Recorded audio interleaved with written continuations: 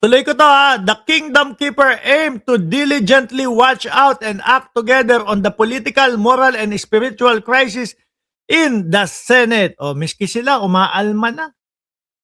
Di ba? Baka sabihin ng mga DDS, oy, hiwalay dapat yung relihiyon sa gobyerno. Para namang hindi ganyan ang ginagawa noong Iglesia ni Cristo. Di ho ba, mga kababayan?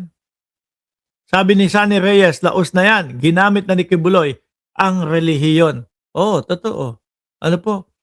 Tsaka ito talagang ang legit ano po na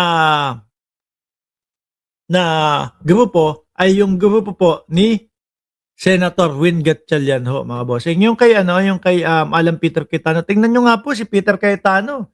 Ano na? Ano tawag diyan? Si Peter Cayetano na kinukumbinsi na si Win Gatchalian na mag-meeting po sila. Para saan?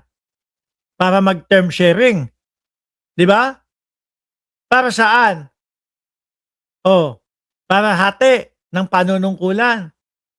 Ang nakikita ko diyan sa kagustuhan ni Alan Peter Cayetano, yung siya muna yung uupo.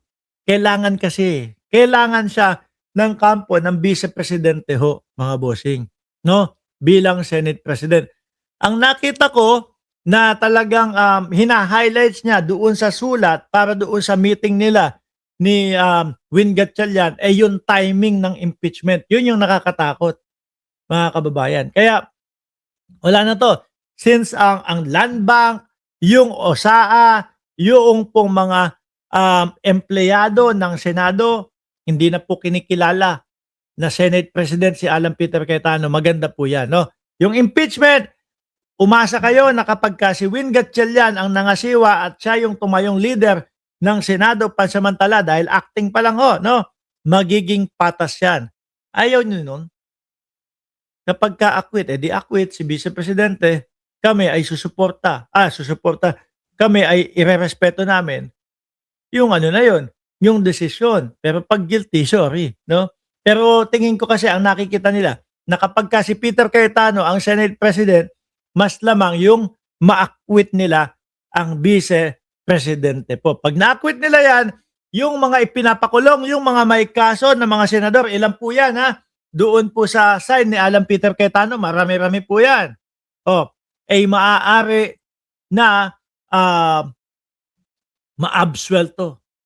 Siyempre, sino yung mga senador na nagano sa akin, na nag-acquit sa akin? Ganyan lang naman yun eh. Nanalo na. Wala na. Yung kaso niya, wala na. Ano na yan? Basura na yung mga kaso ninyo. No? Maraming salamat sa pag-acquit sa akin. Ganun lang naman po kasimple yung logic nitong mga ito.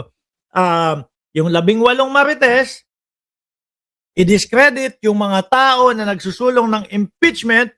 Ano po, pag na-acquit, nahinto, edi utang na loob ng Vice Presidente, lahat po sila makikinabang. Ganun lang naman yun, mga kababayan. Kaya, huwag tayong papayag. Ano po, patuloy ang impeachment, hindi hinto, labas ang ebidensya, labas ang matitindi daw pong mga depensa nila, no? Tapos saka husgahan. Ganyan lang, simple.